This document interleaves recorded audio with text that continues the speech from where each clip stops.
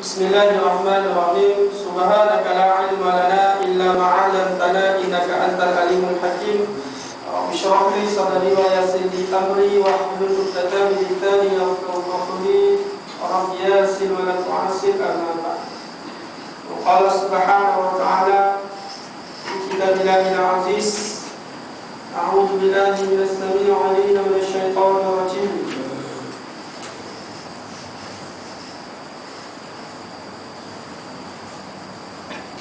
Bismillahirrahmanirrahim. Wal 'asri innal insana lafi khusr illa alladziina aamanu wa 'amilus shalihaati wa tawassaw bil haqqi wa tawassaw bis sabr.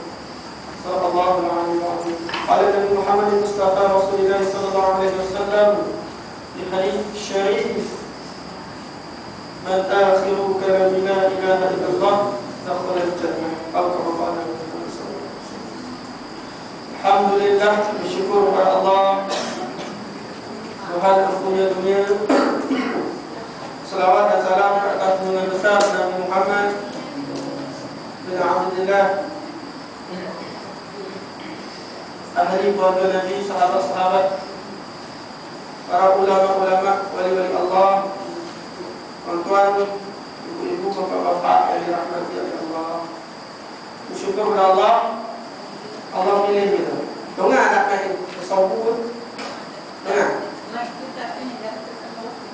Jangan melawat tu main. Dengar. Kalau tasawuf sakit tu tak Ustaz?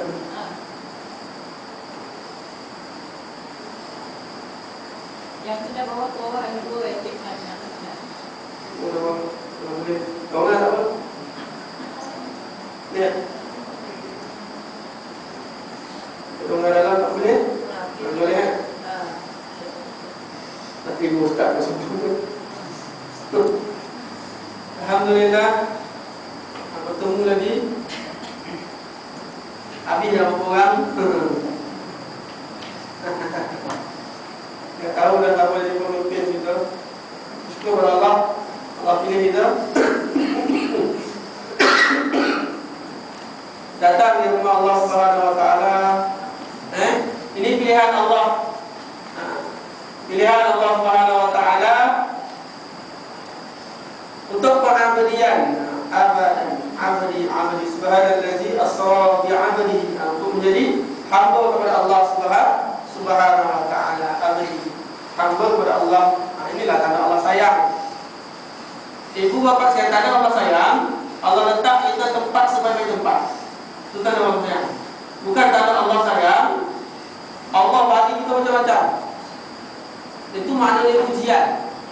Rezeki-rezeki yang kita perolehi namanya ujian dari Allah. Kalau elok kita tangani ujian Allah, jadi perjalanan hidup kita selari dengan sunnah Nabi sallallahu alaihi wasallam. Jadi kalau Allah Taala uji kita, Allah uji mana Allah sayang. Kalau Allah biarkan malam hidup ini. Jadi jangan sampai Allah biarkan kita atas bumi ini berseorangan mencari apa yang kita nak. Kita tak macam tu. Kalau Allah sayang, Allah tak kita gitu. Kalau kemiskinan melanda diri kita, maknanya sunnah Nabi. Sebab Nabi miskin. Nabi doain tu Nabi. Rumah Nabi kalau berdiri, atap rumah Nabi dengan kepala itu bertemu. Kalau Nabi meluncur kaki Nabi dengan dinding di arah utara, dinding arah selatan, kepala bertemu. Kalau Nabi tidur, maknanya tika-tika garisan tika itu melekat atas, berada kesan-kesan di belakang Nabi sallallahu alaihi wasallam.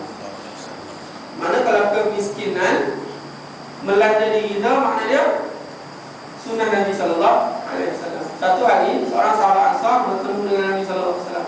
Ya Rasulullah, saya amat cinta dan kasih kepadamu ya Rasulullah. Rasulullah ulangkan kembali ayat-ayat kamu, ulangkan kembali perkataan kamu, fikir sebaik-baik. Diulang kembali sahabat Ansar itu, ya Rasulullah, saya amat mencintai kamu ya Rasulullah. Udah lagi sekali ya Rasulullah, saya amat mencintaimu ya Rasulullah. Rasulullah beritahu, sesiapa yang mencintai aku, rasailah kesusahan sebagaimana air turun pada bukit. Lajulah. Jadi kita pergi ke gunung ledang, ke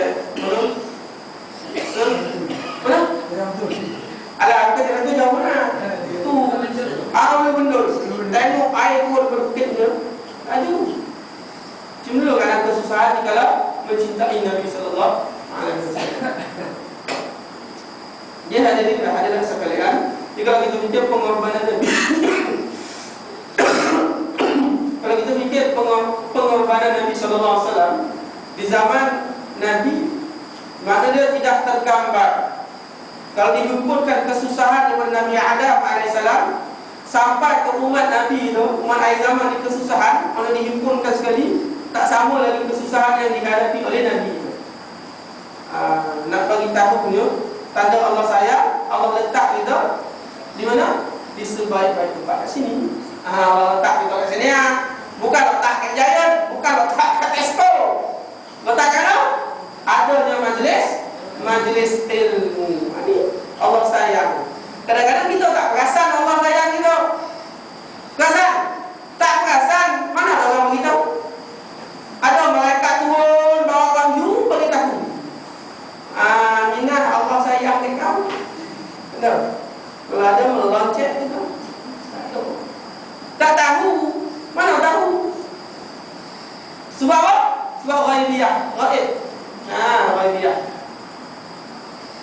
Okey, lagi satu. Mati.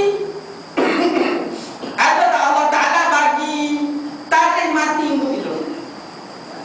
Ajal maut ditentukan oleh Allah di Lauh Mahfuz. Rezeki jodoh itu semua ditentukan di Lauh Mahfuz. Tapi diberitahu tidak? Tak beritahu. Ghaibiyah. Ghaib.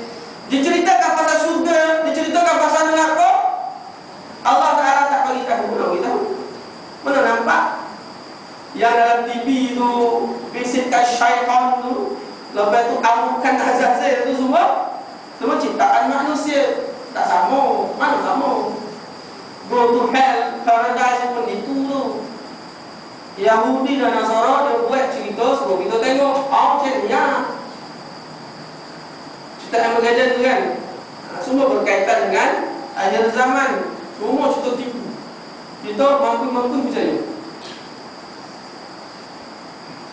Jadi benda lain ni benda lain tak nampak. Allah janji ganjaran sembahyang tadi sembahyang kan. Setiap kali ustaz beritahu, guru bagi tahu ganjaran sembahyang kat sini Allah Taala bagi 27 kali.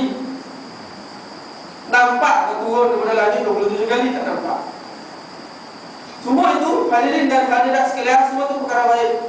Berpandukan dengan akidah atau iman. Jadi dalam dulu ni lah kita nak belajar, nak yakin akidah kita, sebenar-benar yakin tentang pemberian Allah Subhanahu wa Ta'ala. Yakin dengan Allah. Sebab akidah hari-hari perlu kita ingatkan, dakwah pada hati kita. Allah yang satu, Allah Maha Adil. Dakwah dalam hati kita. Ikut umum tak ikut umum, tak kira siapa. Kalau apa? Wakil rakyat, kau magistrate, kau ahli muzik, semua kena. Kena ingat akan Allah. Kau perampak kuasa, kau pergi onjak jahat, semua kena ingat Allah. Ingat orang yang jago tak perlu sembahyang. Duduk dekat pusat seperti tak perlu sembahyang. Semua orang Islam wajib sembahyang. Orang minum arak wajib sembahyang. Sembah kepada Allah. Tak percaya. Betul tak? Orang minum khamar 1 hari 3 gelen. Gila nama tu. Minum khamar, minum air alkohol itu 1 hari 3 gelen. Kalau sembahyang tak? Wajib sembahyang. Bahkan orang terlantar ke hospital wajib sembahyang. Apa adab-adab kita apabila melawat orang sakit? Baik? Cerita kebaikan untuk dia. Lepas itu yang paling penting ingatan sembahyang. Jangan bagi duit. Jangan bagi bagi duit torek batahnya cik 150, jual batah itu lebih. Bagi ke apa? Bagi ke dia punya wakil dia sembahyang. Kebanyakan betul Ustaz, Omar Ustaz, Bapak Ustaz, accident 1 bulan 1 2003 boleh dekat Terengganu. Accident 1 kereta 6 orang, 8 orang masuk hospital. Apa orang masuk hospital? Lepas tu daripada tingkat jadi 5 tingkat, dekat Kuala Terengganu. 1, 2, 3, 4, 5. Satu tingkat daripada 1 sampai ke 5 semua ada orang yang Ustaz. Yang 1 anak buah, yang nombor 2 akak ipar, nombor 3 akak, 4 omak, atas sekali anak buah.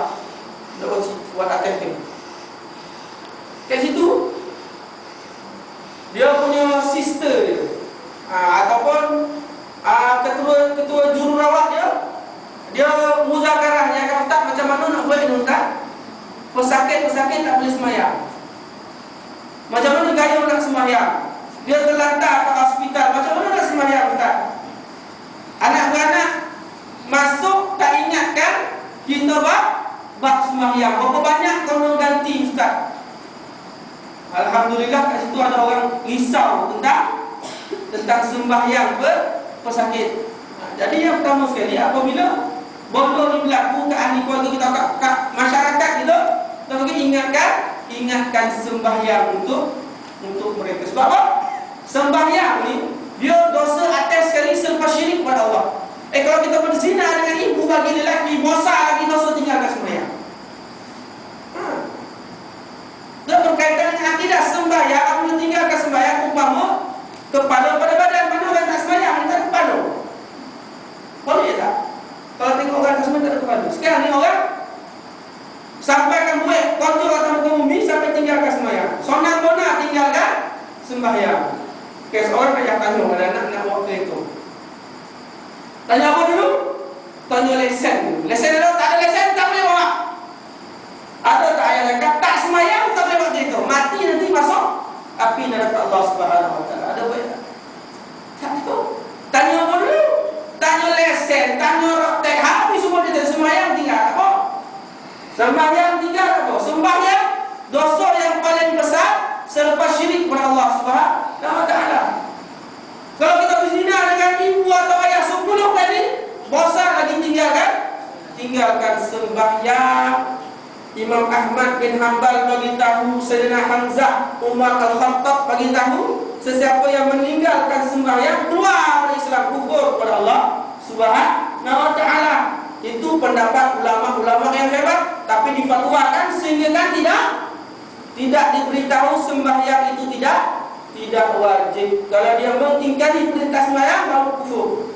Kalau tidak mengingkari, tidak kufur, hanya berdosa besar dengan Allah Subhanahu Wa Taala. 1 rakaat tinggal, 1 waktu tinggal, 2 waktu tinggal, 3 waktu, habis 1 hari tak salat dengan Allah Subhanahu Wa Taala. Lalu ni berlaku tuan-tuan. Kita tengok ke ahli keluarga kita sendiri, tengok ke abang, ke akak, ke adik kita sendiri, ke anak kita sendiri. Kalau kita tak nasihat, akhirat Allah akan tanya. Akhirat Allah akan tanya bab sembahyang, permulaan akidah sampai ke sembahyang.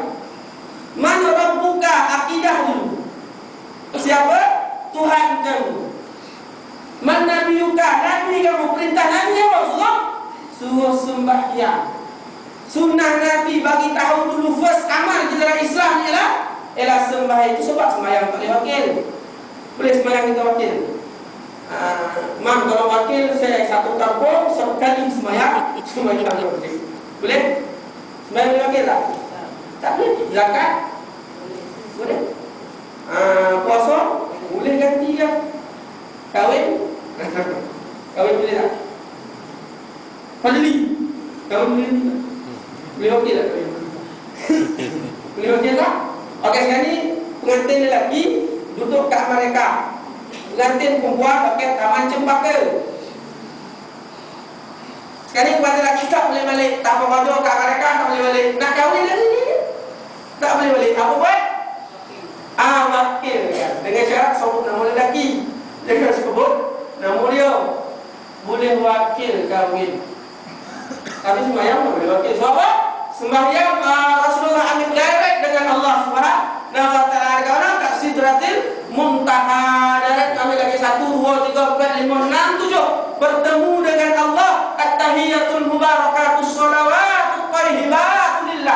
itulah perkataan Rasulullah bertemu dengan Allah. Assalamualaikum ayuhan nabiyyu wa rahmatullahi ta'ala wa barakatuh. Jawab Jibril, assalamualaikum wa ala ibadillahi sholihin. Dalam tasyahud akhir, itulah perkataan pertemuan Allah dengan Nabi disapu oleh Jibril alaihi salam.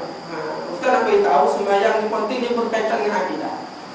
Jadi sekarang buat masalah biar sampai bila-bila apabila kita bertemu dengan ahli keluarga kita, jalan jauh-jauh ingatkan sembahyang. Dan sembahyang belum tak sembahyang, sediakan dompet. Datang daripada Pulau Pinang, masuk dekat Senawang, pergi rumah kita, pertama sekali ingatkan sembahyang. Dan jajaman belum? Okey, sembahyang dah sembahyang, tak sembahyang boleh sembahyang di sini.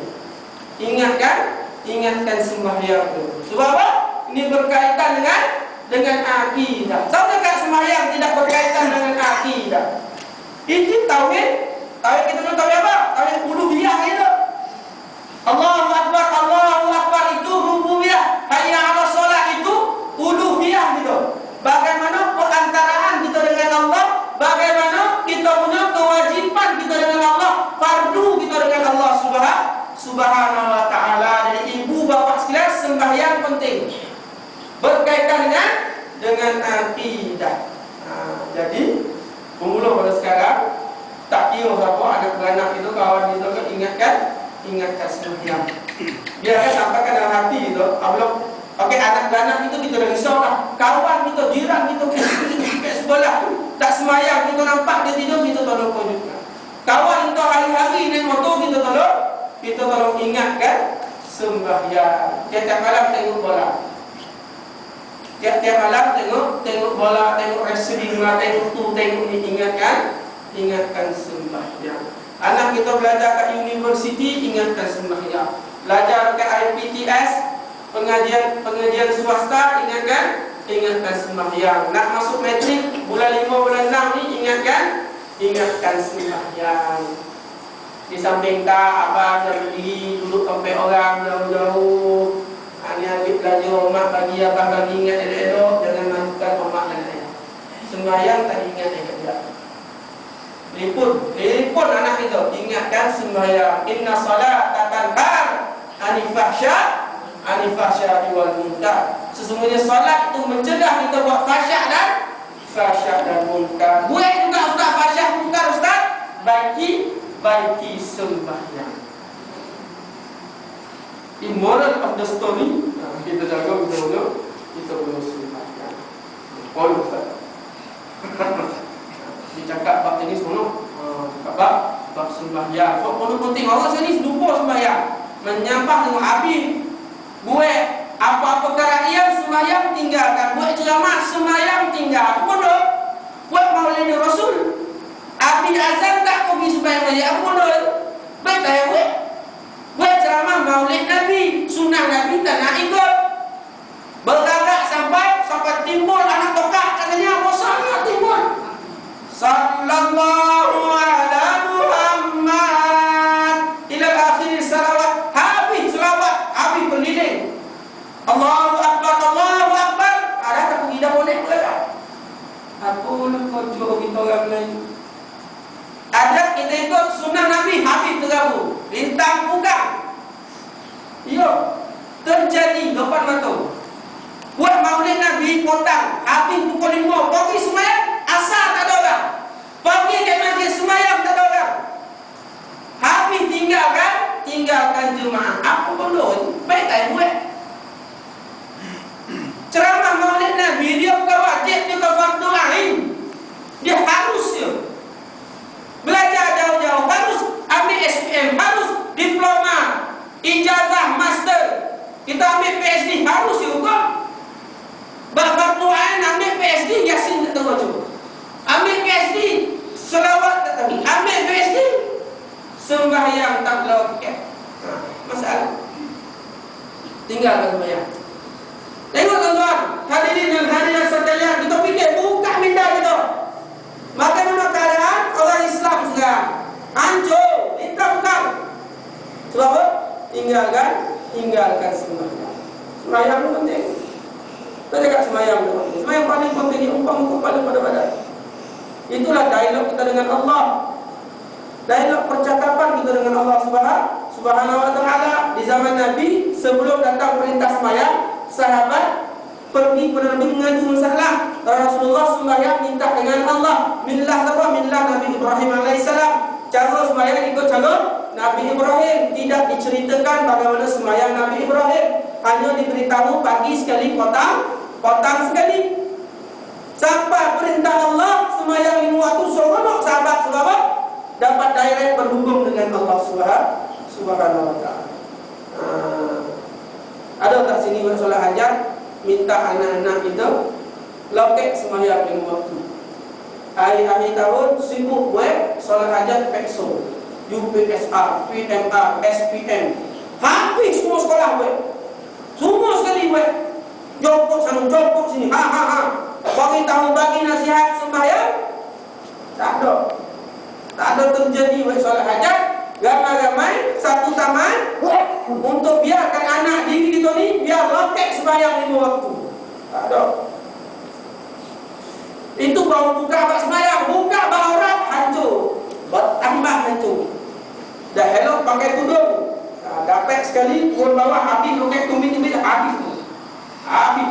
Terus mereka berpakaian, walaupun berpakaian tetapi bertelanjangan. Pakai kotak-kotak. Oh, pesen itu dong, tak tahu. Mulu, titik sulit-sulit ke anak. Anak seorang nanti sabuknya buat kocok ini namanya kocok.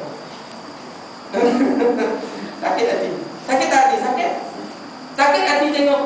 Elok dah awak ada tengok bawa baju kata alamak. Nampak isi dalam. Itu yang pakai jubah mungkin. Tak pandangkan koki. Itu masalah. Tengok sekarang, tengok kes remaja sekarang makin banyak program, makin habis. Makin buang makin banyak, buang bayi makin banyak. Jepang aduh aku masuk dalam jamban pam. Astagfirullahaladzim. Itu tak ada akidah masalah. Jadi monolit berlaku untuk zaman itu. Zaman Nabi dia tak nak perempuan hidup. Zaman Fir'aun dia bunuh bayi lelaki hidup. Zaman ni bayi lelaki perempuan habis banyak. Makna dia Rasulullah nak bagi tahu, Allah Taala nak bagi tahu, zaman kita ni lebih dahsyat pada zaman Arab Jahiliyah, lebih dahsyat pada zaman Fir'aun laknatullah. Cuba fikir, zaman Fir'aun bunuh bayi lelaki, zaman Arab Jahiliyah bunuh bayi perempuan. Zaman ni habis perempuan lelaki satu semua. Itu kita kena fikir. Fikir untuk agama Allah. Satu saat kita fikir untuk agama Allah Subhanahu wa taala, lebih baik kita beribadat 1 tahun ibadat sunat. Satu saat kita fikir dengan agama Allah Subhanahu wa taala. Fikir tentang agama Allah Subhanahu wa taala. Kemudian 10 minit membebel, cukup kan? Kita masuk isi. Okey, baju baru. Pasal yang ketiga. Buka insya-Allah. Jangan teman buka. Ada kitab, buka. Ada kitab fungsi. Okay, pasal 3 kepentingan akidah dalam Islam. Jadi buku surat 21 Akidah Ahlussunnah wal Jamaah pasal 3 kepentingan akidah dalam Islam. Buku ni nak beritahu, kitab ni nak beritahu pentingnya akidah dalam agama Islam. Pentingnya akidah dalam agama Islam. Sebab apa akidah ni penting dalam agama Islam? Kalau kita sama pasal Islam, semua orang mengaku tentang Islam, tetapi kita cek dari bab akidah, kadang-kadang ada pondok tak betul dalam akidah. Syiah mengaku orang Islam, Syiah mengaku orang Islam, Kahar mengaku orang Islam, Nabi palsu, Rasul Melayu, Cik Kahar hebat, mengaku orang Islam, tapi akidah orang tak betul. Jadi nak cerita pentingnya akidah dalam Islam. Ustaz ingatkan, memang lepas ni kata yang menentuk buka kitab, aku suka membebel dulu. Punya corang betul, baru masuk isi. Kan saya masuk isi kan habis semua meletup. Lepas ni insya-Allah dah meletup lawan iblis tu, syaitan tu duduk pada mata kita, dia kena hanyakkan. Suruh tidur. Lepas habis selama nak tidur, pergi ke rumah, terbaring, tak tidur dah. Tengok TV 5-6 jam, kita boleh tahan. Tahan sikit insyaAllah. Tahan sikit. Kepentingan akidah dalam Islam. Kita baca sikit-sikit. Dalam Islam, iman yang berlandaskan akidah adalah menjadi asas sesuatu amalan, di mana amalan-amalan seseorang tidak akan diterima oleh Allah kecuali amalan-amalan yang dilakukan oleh orang-orang yang beriman yang berlandaskan akidah. Jadi amalan yang Allah terima hanya orang mempunyai akidah. Akidah apa? Al-Sunnah wal Jamaah. Akidah yang diajar oleh Nabi. Orang kafir beramal tak? Beramal. Orang Cina beramal tak? Beramal. Orang India beramal tak? Beramal. Amalan dia sembah apa? Sembah anak patung, sembah api. Cina sembah latuk itu. Sembah ada patung jambut panjang dari sembah. Main colok, ada bosa-bosa pun main colok. Beramal tu beramal, tetapi akidah tak betul. Allah terima tak amalan ini? Allah tak terima. Allah terima amalan macam mana? Allah terima amalan yang ditunjukkan oleh Nabi sallallahu alaihi wasallam. Itu maksudnya deteksi. Orang-orang yang beriman yang berlandaskan akidah. Kita sembahyang kan itu akidah. Nabi sallallahu alaihi wasallam, Rasulullah saya beritahu maghrib 3 rakaat, itu boleh 3 rakaat. Macam mana cara sembahyang? Lihat Nabi sembahyang. Masuk ke akal kita pernah bertemu Nabi tak? Pernah. Diberitakan dalam hadis Nabi. Ulama-ulama dulu sembahyang, kita tengok bagaimana sembahyang. Itulah cara Nabi sallallahu alaihi wasallam sembahyang. Tak pernah nampak Nabi puasa. Pernah tengok Nabi puasa? Tak pernah. Zakat pernah tak tengok Nabi zakat? Tak pernah. Tak pernah nampak mata kita lihat Nabi zakat. Tetapi diajar oleh ulama kita bagaimana Nabi berzakat, bagaimana Nabi sembahyang. Jadi ke dalamnya amalan Allah terima hanya orang yang mempunyai akidah, pegangan tentang agama Islam. Inna dina indallah Islam. Tak ada agama di sisiku kecuali agama Islam. Nabi Adam bawa ajaran agama Islam. Nabi Isa, semua Nabi bawa ajaran agama Islam. Yahudi hanya nama keturunan, bondo yang sama, tetapi syariat berlainan. Nabi Musa lain, Nabi Isa, Ibrahim lain syariat, tapi tujuan sama, mengesahkan Allah Subhanahu wa taala. Buka Bible, buka kitab Injil, Taurat, ada sebut nama Nabi sallallahu alaihi wasallam. Itu sebablah peneliti Yahudi dia tunggu Nabi akhir zaman. Tak tahu Nabi akhir zaman keturunan Arab, bukan keturunan Bani Israel. Jadi apabila dia tahu Nabi keturunan bangsa Arab, jadi tidak iktiraf Nabi sebagai Nabi akhir zaman, hanya setakat Nabi Isa alaihi salam. Itu fahaman orang yang Nasara. Boleh bunuh akidah dia orang? Tak boleh bunuh. Boleh bunuh akidah orang Kristian? Tak boleh bunuh. Boleh bunuh kaedah akidah orang Yahudi? Tak boleh. Majusi, Hindu? Tak boleh. Agama Samawi sekarang dibuat Yahudi dan Nasara, tak boleh ikut akidah mereka, bahkan agama yang dicipta oleh manusia. Ibu bapa sekalian, Hindu, Buddha, orang Sikh itu semua agama ciptaan. Itu bukan agama samawi, itu bukan agama turun pada langit, itu agama ciptaan. Agama samawi sekarang ni pun Yahudi dan Nasara, akidah mereka tak boleh pakai, bahkan agama yang diciptakan sendiri oleh manusia. Justru itu mereka yang tidak beriman dengan Allah dan tidak mengharap pahala darinya dan tidak takut seksaannya dan beramal bukan kerana menuntut keredaan Allah dan tidak pula mengambil kira, tidak menghiraukan adakah amalan-amalan mereka itu sah atau batal dan adakah perbuatan mereka halal atau haram, maka mereka yang bersikap demikian tidak berhak menerima pahala dari Allah. Di amalan-amalan yang mereka kerjakan itu. Jadi apabila kita beramal, kerjakan bukan kerana Allah, bukan kerana agama kita, bukan kerana pegangan kita terhadap agama Islam, maka di situ tak ada pahala untuk mereka. Orang kafir, orang Hindu, ada yang berpuasa ikut orang Islam, terima tak amalan? Tak terima. Sebab apa? Akidah tak betul. Sembahyang 5 waktu hebat pada orang Islam. Orang yang tahu Islam, orang bukan Islam, sembahyang hebat ke rumah 5 waktu, hebat sembahyang, tak tinggal, tambah salat tahajud. Selagi tak syahadat, Allah tak terima dia punya amalan. Jadi amalan nak Allah terima, nak dapat pahala, akidah mesti betul, akidah mesti ikut akidah Nabi sallallahu alaihi wasallam. Tenang kan? Balik ni hantar orang itu. InsyaAllah. Clear tak? Balik ni jadi ustaz. Buka kitab ni nama cerita sikit bagi dapat. Cukup 5 minit cukup. Subhanallah wa bihamdi, subhanallah wa bihamdika, asyhadu an la ilaha illa anta, astaghfiruka wa atubu ilaik. Sudah 5 minit. Kalau di rumah ada kan, ayah ada tak bagi tahu. Kita ada kan, siapa aja tak ada. Apa faham bagi nombor 1. Jadi kena bagi tahu. Amalan orang yang ada akidah, mana Allah terima. Mudah. Amalan orang yang tak ada akidah, Allah tak terima.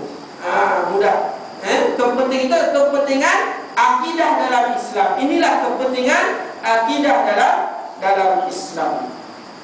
Yang peringkat ketiga, ini ialah kerana mereka itu adalah orang yang tidak beriman kepada Allah, yakni orang yang kafir, dan tidak menghendaki balasan pahala dari Tuhan mereka, dan juga amalan yang dikerjakan oleh mereka tidak mencari keredaan Allah yang menjadikan mereka itu. Jadi orang kafir beramal untuk diri, bukan beramal untuk Tuhan mereka.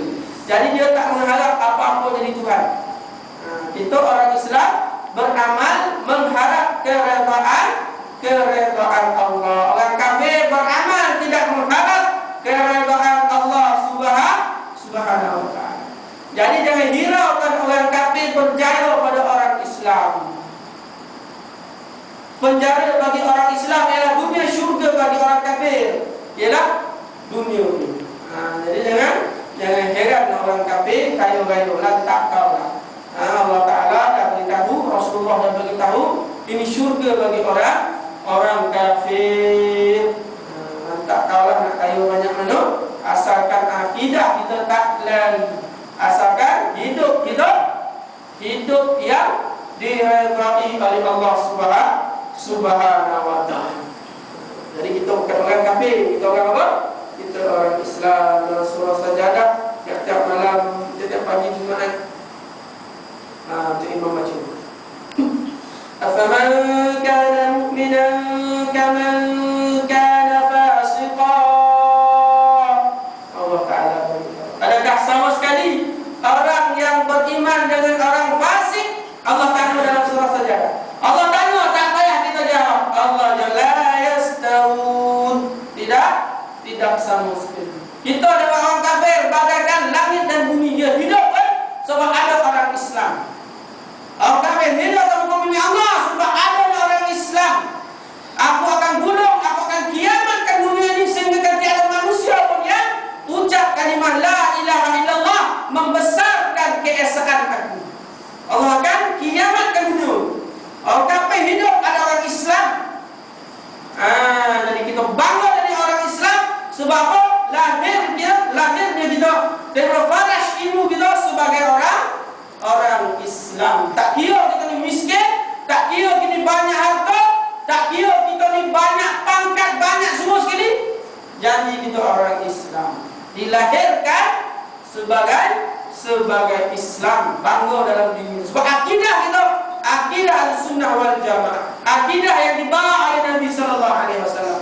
Madam tuan-tuan, madam anak-anak, ibu-ibu yang dilahirkan bukan menjadi seorang Islam. Berapa bilion manusia dalam muka bumi Allah? 2 bilion saja orang Islam, 4 bilion tu orang kafir. Dilahirkan bukan sebagai seorang Islam. Akidah mereka akidah yang tidak diterima oleh Allah Subhanahu wa ta'ala. Jadi kita orang Islam harus bersyukur kepada Allah. Ya Allah, bersyukur ya Allah, aku dilahirkan sebagai seorang Islam. Dan kita orang Islam, kita kena satu padu. Kita kena apa? Kita kena sepakat satu hati untuk kita berjaya di atas muka bumi Allah Subhanahu wa ta'ala. Sehingga kan Rasulullah beritahu umat Islam ni ramai. Satu-satu ketika umat Islam ni ramai mereka umpama buih di lautan. Tengok tuan, kalau ombak buih datang, kalau kita cok sekali buih tu habis tergabung. Nama orang Islam tetapi amalan tak sebagaimana nama orang Islam. Dalam maikat tengok dalam maikat bertuah kata kita, hanya dalam maikat ada agama Islam saja tulis dalam maikat itu. Buddha mana ada, Cina mana ada, agama Hindu, Kristian, Yahudi mana tulis dalam maikat. Kita tengok maikat itu. Kat bawah tu tulis apa? Islam. Bersyukur ya Allah, bersyukur ya Allah. Kita orang Islam. Kalau akidah kita betul, mana Allah terima kita punya amalan. Jatuh tuan, takut hidup 50-60 tahun, apa nak dihisap nanti tengok amalan kita kosong. Apa? Akidah kosong. Bagi hati 10 kali, bagi emas 10 kali, dah derma juta-juta ringgit. Tengok kalau buka amalan tak ada. Tengok buka amalan kosong. Ya Allah, bagaimana ya Allah, silap buku ke ya Allah? Dah kita salahkan malaikat pencatat yang mulia. Ya Allah, malaikat salah ni Allah. Bagi umrah 10 kali ni, lepas tu haji 10 kali. Lepas tu bersedekah kau tahu ke masjid dia siap list lagi bawah. Dia masjid sedekah. Tengok amalan. Sebab apa? Akidah kita tak betul dengan Allah Subhanahu wa ta'ala. Takut tuan. Rasulullah dengar bab akidah, sahabat dengar bab akidah, bab sembahyang dengar bab kita dengan Allah Subhanahu wa ta'ala. Takut sahabat Nabi takut. Dengar pasal api neraka Allah takut. Rasulullah yang di atas muka bumi Allah dijamin masuk syurga pun takut. Apabila diceritakan tentang api neraka Allah Subhanahu wa ta'ala. Itu ni Allah benar. Itu api neraka tu tak mati. Bagi muka jenggot itu, bagi muka tak kisah, bagi muka tak rasa bersalah dengan Allah, mereka mati. Ustaz berbuat kita buat dengan kecil. Itu buat mengaku. Jadi lagi itu suku. Ayo Aisyah radhiyallahu anha ingatkan kepada sahabiah, wahai sahabiah, ingatkan aku tiap-tiap pagi, tiap-tiap petang kami malam Jumaat. Kami maksud Jumaat kami besok tu Jumaat petang tu ingatkan aku untuk berdoa bebas daripada api neraka Allah Subhanahu Aisyah. Siapa Aisyah? Isteri Nabi sallallahu alaihi wasallam. Sama bawa sikit lagi. Orang-orang yang tidak beriman kepada Allah, orang yang kafir adalah disiksa disebabkan kekufuran dan kesesatan mereka. Kerana tidak menyelidiki agama Allah yang hanya agama Islam dan tidak mahu mendengar wahyu ilahi yang disampaikan oleh para rasul. Terutama apabila mereka mendengar dan dibacakan ayat-ayat Allah, mereka memperolok-olokkan dan mempersendakan. Oleh itu amalan mereka ditolak, tidak diterima dan mereka disiksa di atas kekufuran mereka. Jadi orang kafir apabila dibaca ayat-ayat suci Al-Quran, diberitahu wahyu-wahyu Allah sebagaimana diceritakan di zaman Nabi Nuh alaihi salam. Nabi Nuh dakwah tentang kebesaran Allah, dia punya umat dia apa? Kaum dia apa? Tutup telinga. Tutup telinga. Sakit hati tak? Ustaz cakap tuan-tuan semua tutup telinga. Apa perasaan? Sakit hati?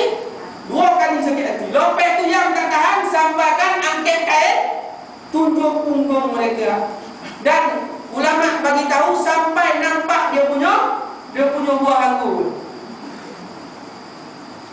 Ini bukan cerita rekaan, betul. Nabi Nuh dengan apa? Angkat kain tunjuk punggung. Ada tak sama saya buat macam ni?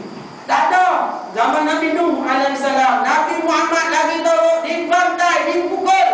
Apabila mendakwahkan kalimah la ilaha illallah. Kita sekarang tak ada. Kalau jemaah tak boleh keluar pada kota-kota, pergi rumah ke rumah, kita hamun, tak hamun kita dongang. Ada yang kedai besi yang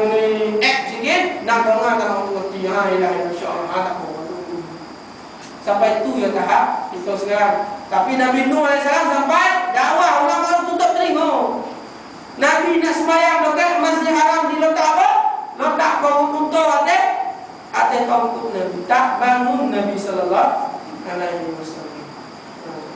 Jadi orang kafir dia tolak wahyu dari Allah. Dia tolak ayat-ayat suci Allah. Dengan kekufuran mereka disiksa oleh Allah Subhanahu wa taala di yaumil mahsyar. Jadi bahan bakar api neraka ialah patung-patung dan orang kafir. Bahan bakar api neraka Allah, patung-patung berhala dan orang kafir laknatullah. Jadi tentang doa dengan Allah, na'udzubillah min dzalik. Allah tidak letakkan kita sebagai bahan bakar api neraka Allah Subhanahu wa taala. Panas api neraka 70 kali lebih panas pada api. Ulama beritahu 69 juzuk lebih panas pada api. Dan 70 juzuk, satu juzuk tu dilemparkan atas muka bumi Allah. Itu pun ditopuk oleh malaikat keluar dari bunga api. Tahu tak? Time radio, time nak sambut apa? Sambut countdown tu apa? Malam apa? Malam apa? Bunga api itu semua. Tahun baru. Malam tahun baru. Malam tu bunga api nampak ini semua api. Itulah diambil. Sampai itu digondang tujuh lautan beribu-ribu tahun. Disojuk, digondang, disojuk, dicampakkan atas muka bumi Allah. Api yang kita guna api itu. Api itu betul. Jadi kat syurga nanti tak ada api. Jadi orang yang merokok ingat-ingat. Kuanti pada sekarang. Cucu kan? Rokok ya Allah, dia rokok tu cucu api tu. Penuh bukan dengan kau cucu api terbakar. Bahawa panasan api neraka 500 tahun perjalanan dah rasa ada bahan api neraka Allah Subhanahu. 500 tahun perjalanan. 500 tahun rasa ada bahan api neraka Allah. Kalau di bawah kita lalu kita sirat bawah api neraka, lalu luruhlah dia punya apa? Dia punya kulit daging habis semua luruh sebab apa? Kepanasan api neraka Allah. Terlampau panas. Yaumil mahsyar kita punya tapak tu bagaikan tembaga yang sedang mendidih. Nak pindah macam mana? Kita panas kat Malaysia, panas kat Saudi kita tak tahan. Kita punya efek lagi panas lah. Tak tahan dia duduk kat Mekah. Panas tu pun kita tak tahan. Bagaimana kita nak merasai azab Allah? Itu yaumil mahsyar, kepanasan umpama tembaga yang sedang mendidih.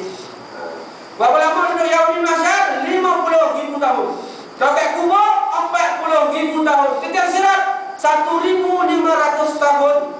Api neraka Allah atau syurga Allah kita duduk sampai bila-bila. Orang yang ada iman walaupun sebesar zarah akan dikeluarkan juga. Orang Islam akan dikeluarkan juga dalam api neraka Allah. Jika masuk dalam api neraka, orang Islam akan dikeluarkan juga sebab apa? Ada iman dalam hati. Tapi berapa lama orang duduk dalam api neraka? Fikir kata, berapa lama? Alhamdulillah misalnya kita nak hidup dalam api yang menjulang-julang. Makanan apa? Buat sakum. Makan sekali habis pocah pun. Lalu pocah bersambung balik. Lalu pocah bersambung balik. Ui sakit ya Allah. Duduk dalam buku, ingat macam tilam kat kipas, ingat dalam buku. Harap orang tidak beriman. Macam mana Allah Ta'ala seksa orang tidak beriman. Dihimpitkan tulang rusuk mereka sehingga berceragah. Ditemani oleh orang as-suja al-akhar. Ditemani oleh kala jeping sebesar bagal atau sebesar anak lembu. Kalau tengok jogging tak pernah tengok masuk buku. Tak jangan niat jogging tu. Itu kurang pandai. Jogging tu. Orang yang beriman masuk kubur macam mana? Diluaskan kubur mereka sehingga luas mata memandang. Dibuka jendela syurga. Tingkat-tingkat dari syurga masuklah bauan-bauan kasturi ditemani oleh perempuan-perempuan yang lawan dalam kubur. Macam ni. Umur 80, okey, umur 60 kita Allah jemput ni. Umur 60 Allah jemput. 55, 53 dapat pencen, kau dapat duit pencen, kau dapat duit PF, dah Allah bagi. Habis duit bini pun kahwin lagi. Okey, kita ada dalam kubur, umur macam mana keadaan umur itu pun diangkat oleh Allah umur Nabi Isa alaihissalam. Umur 30 tahun. Kekuatan kita bagaikan Nabi Musa alaihissalam. Nabi Musa kalau bulu ni kalau tercocok kan tahu tak baju. Marah Nabi Musa alaihissalam. Nabi Musa bersifat macam bengis. Dia boleh angkat, dia punya keret pergi orang nak ambil air tu. Dia cerita tu panjang, cerita anak Nabi Syuaib kaum Madian. Cerita Nabi Musa menantu Nabi Syuaib alaihissalam. Nabi Syuaib ada 2 orang anak. Ingat Nabi Syuaib ada 2 orang anak. Siapa nama anak dia? Syafurah dengan Syafirah. Yang dikahwini oleh Nabi Musa alaihissalam ialah Syafurah, anak kepada Nabi Syuaib alaihissalam. Waktu Syafurah dengan Syafirah ni nak pergi ambil air, Nabi Syuaib kebanyakan Nabi keseluruhan Nabi asal gembala kambing. Asal gembala kambing. Rasulullah pun pernah menggembala, nak bagi binatang ternakan makan. Perempuan pengen manulah dia punya tenaga nak timbul air. Nabi Syuaib dah tua, dah uzur, tak boleh nak pergi ambil air, hanya ada 2 orang anak perempuan. Masa tu Nabi Musa AS lari daripada istana Firaun. Sebab apa? Tertumbuk orang Kibti mati terus. Nabi Musa daripada Bani Israel Kibti, keturunan Firaun, daripada kaum Firaun. Lari Nabi Musa, tengok dekat situ, tengok 2 orang gadis sedang menunggu ambil air. Jadi Nabi Musa kasihan, pondok kayek tu boleh diangkat oleh 20 orang yang muda dan gagah. Orang kuat-kuat saja boleh angkat kayek dia punya tutup. Jadi Nabi Musa seorang dia angkat, buang ke tepi, ambil air. Kuat Nabi Musa. Begitulah kekuatan orang yang beriman.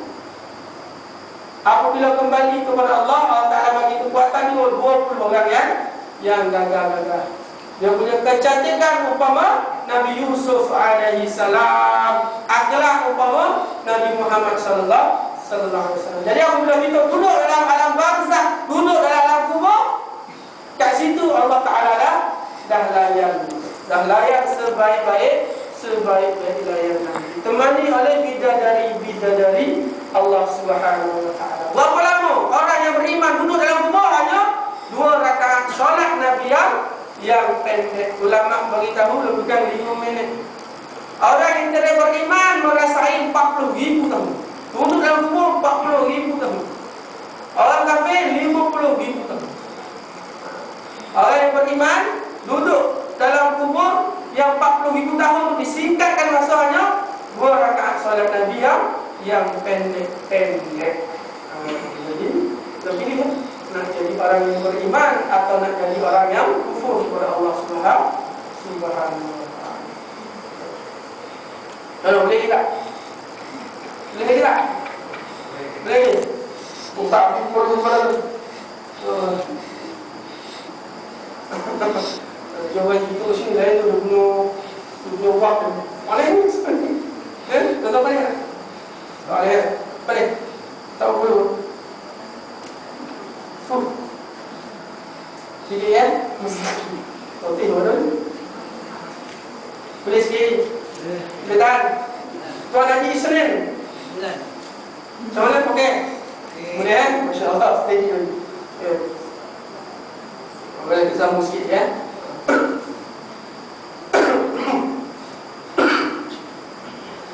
Kita usah 20. Kita lihat firman Allah Subhanahu wa taala. Firman Allah Subhanahu wa taala dalam surah Al-Furqan ayat 23. Apa Allah boleh tahu?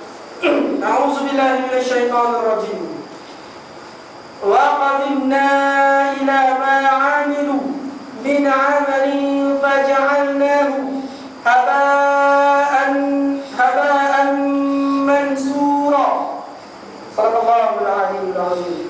Dan kami Allah tunjukkan pembicaraan kepada apa yang mereka itu telah kerjakan dari jenis amal yang mereka pandang baik, lalu kami jadikan dia terbuang sebagai debu yang berterbangan. Allah Ta'ala beritahu apa? Dan kami Allah tunjukkan pembicaraan kepada apa yang mereka itu telah kerjakan dari jenis amal yang mereka pandang baik, lalu kami jadikan dia terbuang sebagai debu yang berterbangan. Kita tengok apa maksud firman Allah Ta'ala. Firman Allah Ta'ala ini dengan tegas menyatakan apa jua amal yang baik yang pernah dilakukan oleh orang-orang yang tidak beriman kepada Allah, yakni orang-orang kafir, di dunia lalu akan terbuang saja pada hari kiamat kelak dan tidak dapat memberikan sebarang pertolongan kepada mereka disebabkan kekufuran mereka itu. Jadi ayat ini ditujukan kepada orang kafir, pada orang yang tidak beriman kepada Allah Subhanahu Wa Taala. Orang kafir tengok amalan yang terbaik, tapi ke akhirat nanti Allah buang bagaikan debu. Debu kita ambil segonggang, lempar ke udara. Apa jadi debu? Hilang entah ke mana. Begitulah amalan orang kafir dipandang baik, ke akhirat nanti Allah Taala jadikan amalan mereka itu bagaikan debu-debu yang berterbangan. Jadi kita tanah amalan kita ni serupa macam amalan orang kafir. Nak tanya mula sikit. Kalau kita makan dengan orang Kristian, orang Hindu boleh, orang Buddha boleh. Kalau kita duduk semeja, duduk dengan orang Kristian, orang Nasrani, boleh tak? Jawapan dia boleh. Dengan orang Yahudi, ada nas bagi tahu tak boleh duduk semeja dengan orang Yahudi. Bani Israel tak boleh kita duduk semeja. Sebab apa? Bani Israel sudah dilaknat oleh Allah Subhanahu Wa Taala dalam kitab Allah. Jadi orang Yahudi tak boleh duduk semeja. Jadi orang kafir ni termasuk orang Yahudi. Yahudi ni akhlak yang terlampau tu. Yahudi ni sanggup bunuh Nabi sendiri, sanggup bunuh dia punya imam, sanggup bunuh dia punya ulama ni, sanggup bunuh ulama. Kita orang Islam tak adalah sampai kita bunuh ulama, tetapi orang Yahudi sanggup bunuh ulama. Sebab Yahudi ni dia punya akhlak apa tu. Bani Israel ni satu keturunan daripada Nabi, iaitu Nabi apa? Ustaz kita Nabi Yaqub alaihi salam. Sekali dengan Nabi Yusuf alaihi salam. Oleh kerana perangai kaum mereka sehingga kan banyak permintaan ditujukan kepada Nabi Yusuf, diminta banyak kali minta, sampaikan Allah Subhanahu Wa Taala melaknat Bani Israel. Bukan laknat Nabi itu, laknat orang Yahudi. Tengok Yahudi sekarang macam mana? Tentang habis semua, bunuh orang Palestin, bunuh orang habis dia anggap dekat sekeliling dia ni bagaikan haiwan. Kan? Orang Yahudi. Tapi kita boleh, kenapa Allah Ta'ala tak hantam Yahudi? Boleh tak? Kenapa Allah Ta'ala tak turun bala kepada orang Yahudi, tak turun bala kepada negara Israel yang banyak membunuh orang Islam? Kenapa diturunkan ke Bosnia Herzegovina? Kenapa diturunkan ke Palestin? Kita punya tsunami diturunkan negara Islam, Indonesia, Sri Lanka, daerah-daerah Islam dekat Thailand, tempat-tempat orang Islam, habis semua Allah Ta'ala hanyutkan. Sebab apa tuan? Sebab salah orang Islam. Sebab apa? Salah itu. Keadaan dunia ni bergantung pada amalan orang Islam. Dan perubahan dunia ni bergantung pada amalan orang Islam. Itu sebab Allah Ta'ala beritahu, aku tidak akan kiamatkan dunia ni selagi tak ada manusia yang sebut kalimah la ilaha illallah. Maksudnya di situ amalan dunia ni bergantung pada amalan orang Islam. Kejadian dunia ni bergantung pada amalan orang Islam, bukan amalan orang kafir. Amalan kita orang Islam. Makin banyak kekufuran kita lakukan, makin banyak musibah dari Allah. Kenapa Allah tak bantai Israel dari dulu? Lemah kalau Allah nak bantai Israel, lemah sangat kalau Allah nak hancurkan.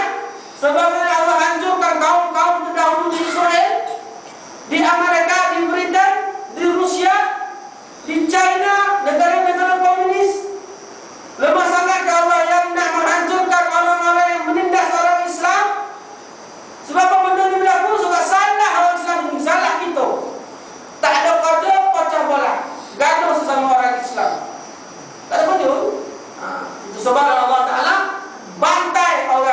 Islam. Kita sendiri orang yang seagama dengan kita, walaupun bukan sebangsa dengan kita, dibantai oleh Allah Subhanahu wa taala. Ratusan ribu mati manusia. Ratusan ribu semua Islam mati. Aceh berapa banyak Islam mati. Ke Bangladesh berapa banyak. Sekali tsunami berlaku, gempa bumi berlaku, semua dekat negara-negara Islam. Sebab apa? Inilah keadaan kita orang Islam tinggalkan ajaran Nabi sallallahu alaihi wasallam. Muju kat Malaysia kalau sikit tak serupa macam Indonesia kat Aceh. Habis kat Aceh. Habis licin. Kau tengok majalah 3 tu, licin kat Aceh. Habis orang Islam habis semua mati. Ribuan manusia kat Bangladesh, ribuan. Kat Kashmir, tengok orang pada semoleh. Okey, Myanmar, etnik Rohingya, etnik yang paling ditindas, yang paling teruk ditindas atas muka bumi ni, etnik bagaimana? Orang Islam dekat Myanmar, dekat Burma. Islam pada semoleh kepala macam main bola sepak-sepak. Dah disemoleh kau tahu itu. Bagaimana? Dekat Indonesia. Sebab benda berlaku, salah kita orang Islam. Sebab perubahan muka bumi ini bergantung pada amalan orang Islam. Apabila diberitahu, kita salah sama-sama sendiri. Jadi ibu bapa sekalian, kita nak kita kena ingat, kita kena jaga amalan. Orang kafir memang itu sifat Allah Taala bagi. Memang dunia ni syurga bagi orang kafir. Kita tunggu balasan kita ke mana? Ke akhirat. Itulah balasan kita, kehidupan kita yang kekal. Menulis firman Allah Subhanahu wa taala surah Ibrahim. A'udzu billahi minasyaitonir rajim. Mathalul ladzina kafaru bi rabbihim a'maluhum karamadin tattat bihi rihu fi yawmin 'asif la yaqdiruna mimma kasabu ala syai' dzalika huwa dhalalul ba'id surah Ibrahim ayat 18. Bandingan segala kebaikan amal dan usaha orang kufur yang ingkar terhadap Tuhannya ialah seperti abu yang diterbangkan oleh angin pada hari ribut yang kencang.